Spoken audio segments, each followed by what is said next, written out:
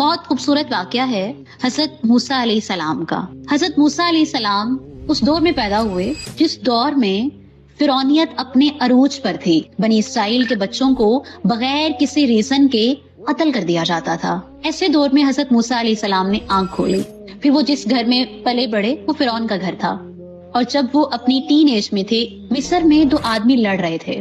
एक बनी इसराइल में से था और एक दूसरा अब्दी था, फिरौन की कौम में से। दोनों आपस में लड़ रहे हैं। मूसा ने मजलूम की मदद करने की कोशिश की। उसके बदले में गैर इरादी तौर पर जिस शख्स को मूसा ने मारा वो मर गया। इमेजिन, आपकी लाइफ के अंदर ऐसे बहुत सारे प्रॉब्लम्स होंगे बेटा कि आपने सोचा होगा लाइफ में कि मुझे ये नहीं करना, लेकिन आपसे वो हो गया, फिर आप गैर इरादी तौर पर उसको करने के बाद हमेशा शर्मिंदगी का शिकार रहे कि मैंने वो क्यों किया।